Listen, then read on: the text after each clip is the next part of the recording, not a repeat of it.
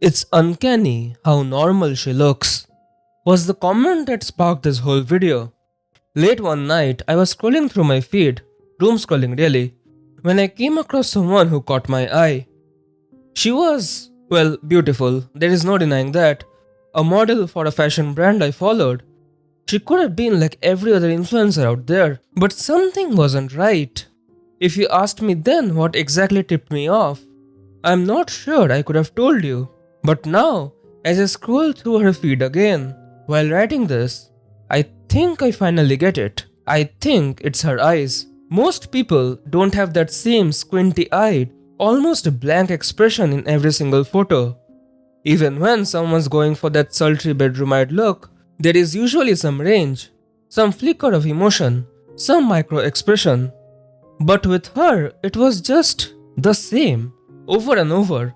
And somehow, this sameness made it feel less human. If you have not guessed it yet, yes, she was a AI influencer. And the thing is, we have a sense for this.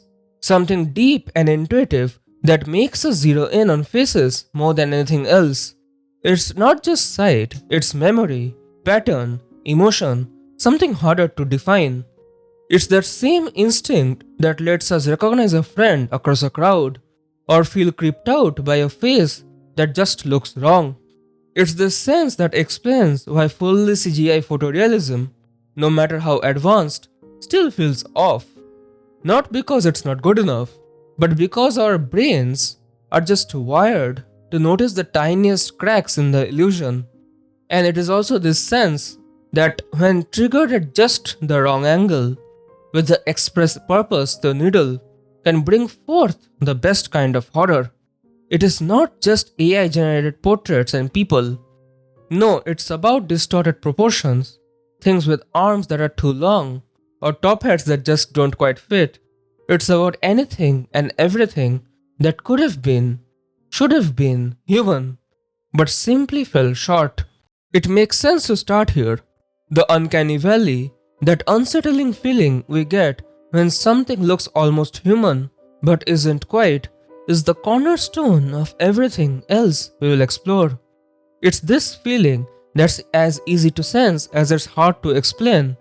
Like I mentioned before, this uncanniness is not just one thing, it's a mix of subtle factors, some more objective than others. For example, let's take the way an AI's face moves. Our brains are wired to pick up on micro expressions, those tiny, almost imperceptible changes that communicate real emotion. And when even some of them are off, it stands out. Because no one just curls the lip up to smile, their eyes crinkle, the corners of their mouth tighten, their eyebrows lift. All of these small gestures come together to create the expressiveness we recognize. And then there is the smooth, almost plasticky quality of AI skin. The exaggerated symmetry and polishness. No wrinkles, no imperfections, no sign of time or a life lived. Just something flawless, just something wrong. The same discomfort that applies to plastic masks and old porcelain dolls. The skin that looks too perfect, the expression too hollow. It's not just about the face, it's the absence of anything under it. But this isn't just gut instinct. There is science behind this, of course. Enter Masahiro Mori. In his paper Bridging the Gap, The Uncanny Valley, Mori proposed that as robots became more human-like, our emotional response to them improves until a point. But when they become too human, but still not quite entirely there, that's when the bottom falls out. Let's create a graph. On the horizontal axis we have realism, and on the vertical we have acceptability. Now for the first third or so of the graph, the curve will trend upwards, indicating a positive correlation between realism and acceptability, where, up to a certain point, anything resembling a human would be met with approval. Then we reach a peak where this positive correlation is at its highest. And finally, the drop, the valley. From that peak, the graph plummets, and this ridge, this dip, this is the uncanny valley. The threshold where a human-like creature goes from being a novelty and delight to a disturbing aberration, a doll, a robot, that weird train conductor from the Polar Express. Every strange but not strange enough, not quite right, but far enough to elicit a shudder, a shiver, a sense of wrongness. They all live just here. But the feeling itself, the dread that clings to the almost human, that isn't new. Because long before AI and androids, Sigmund Freud tried to capture this same unease in his 1999 essay, The Uncanny. For him, the uncanny wasn't about technology at all. It was about the familiar made strange, about the deep, almost instinctive horror we feel between what we know and what we fear we might know all too well. Freud wrote that the uncanny taps into repressed memories, fears, and simply put, primal anxieties, the things we recognize without understanding so, not because they are alien, but almost because they are not. There is a certain look that the almost human shares, a common visual grammar. It's not just about faces, it's about posture, movement, skin, stillness. It's about how the body occupies space, and more importantly, how it completely fails to convince us that it's alive. Take mannequins for example. They have all the right pieces, limbs, torsos, facial features, but something's missing. A mannequin never truly feels like it could spring to life. It is, after all, just plastic and cardboard. And yet, when you walk past one in low light, in the dead of night, you still feel watched. There is no threat, but your brain whispers that something is wrong.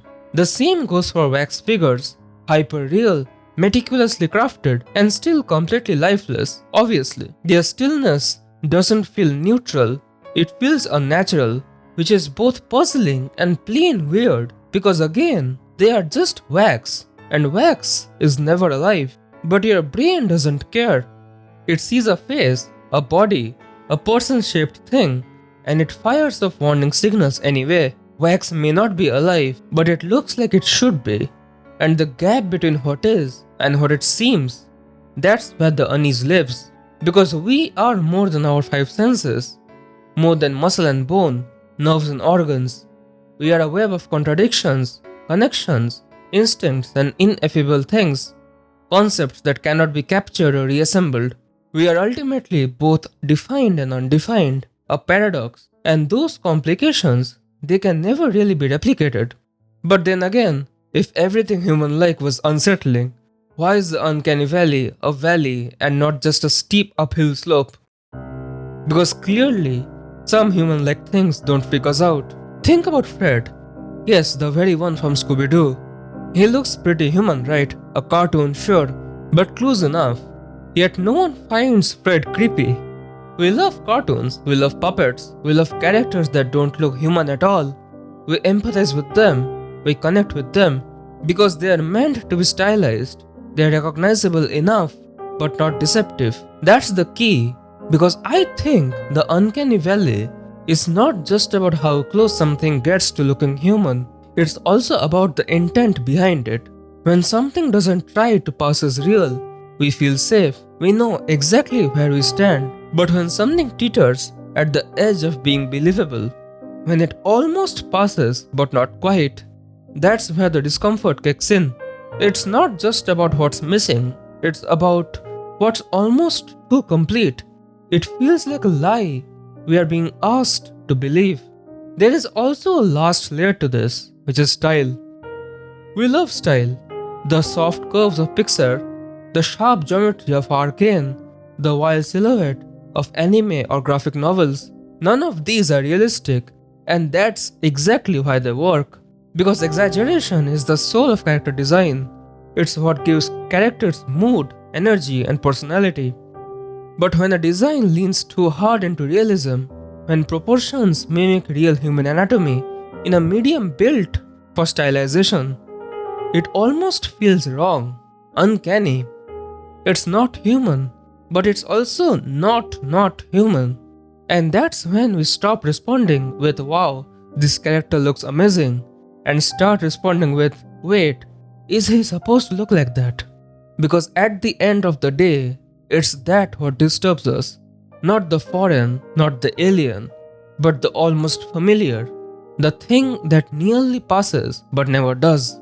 The element that is wearing a mask of humanity, just convincing enough to make us doubt our instincts. You ever find yourself scared, but not really sure why?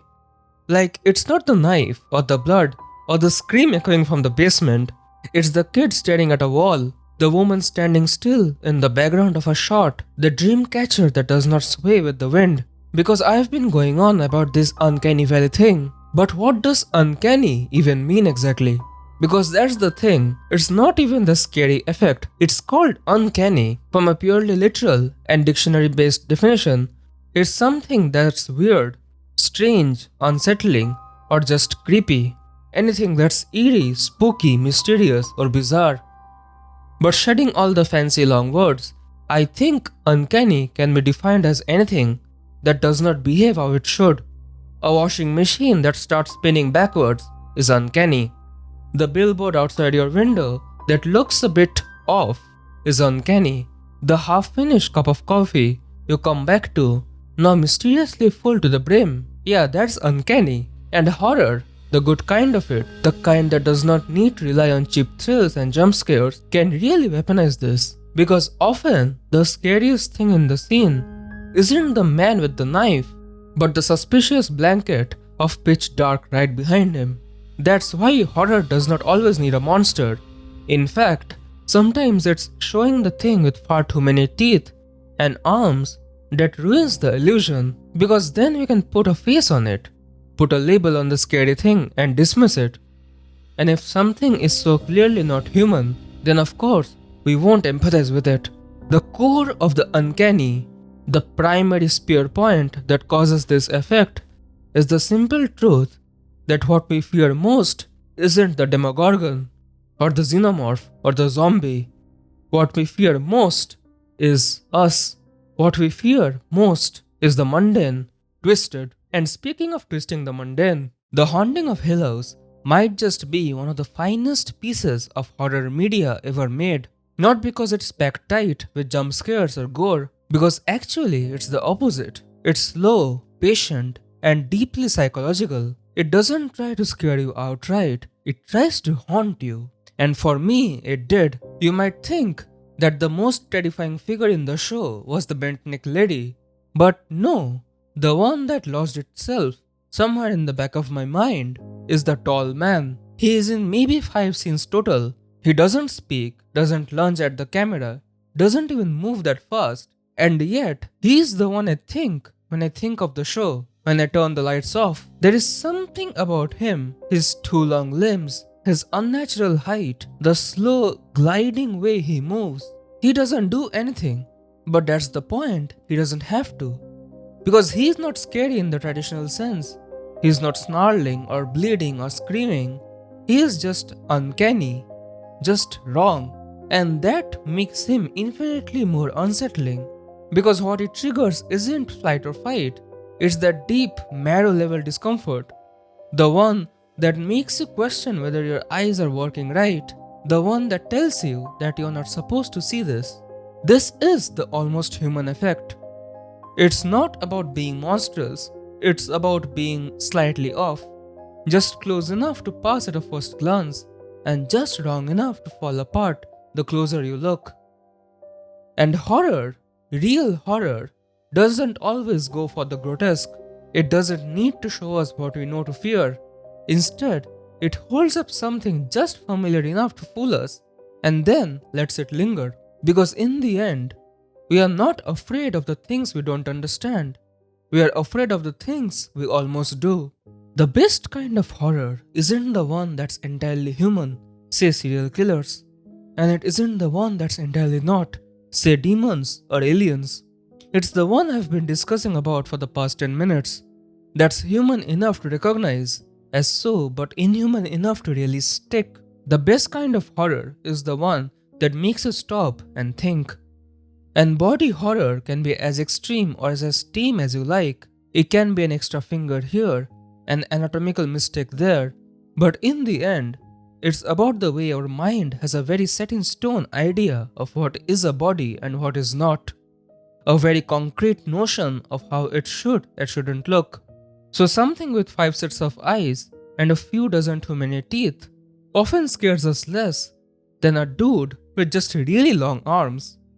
Why do you think we are weirded out by mannequins or dolls or clowns? Because they're simply off-putting. That's what makes the uncanny body so terrifying. It doesn't need gore or violence or decay. It just needs to be wrong. It just needs to hint that something's missing inside. Or worse, that something isn't there instead. Because when the scary leans into imperfect imitation, it forces us to confront how fragile our sense of normal really is. It whispers that the human form is not sacred, that it can be replicated, distorted, mangled, and reimagined. That maybe we are not as unique or as untouchable as we would like to think, and that the line between real and fake, human or not, is thinner than we know. You know what's scarier than doll eyes and perfect skin, than overly symmetrical faces and blank stares?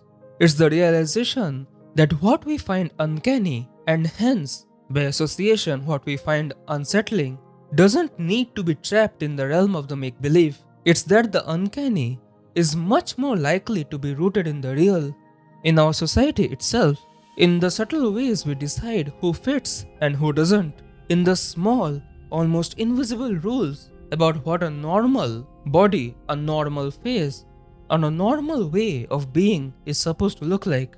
It happens quietly, and unfamiliar rhythm to a voice, features that don't line up with what someone's been taught to expect, and suddenly, without even meaning so, a line gets drawn. Normal here, strange there. The uncanny isn't just some glitch in the horror movie. It's baked into the way we see the world and the way the world sees us. We like to believe that fear only comes from the unknown, but sometimes fear comes from seeing something familiar, just not familiar enough. Not because it's wrong, but because we have been quietly trained to think so. And maybe that's the real horror. Not that the human form can be faked, but that our sense of what is human, what is acceptable, is so fragile, so easily manipulated, so narrow without us even realizing it. If you did enjoy this video, please consider supporting my work. You can do that by subscribing and clicking the bell icon for notifications. Thank you and have a nice day.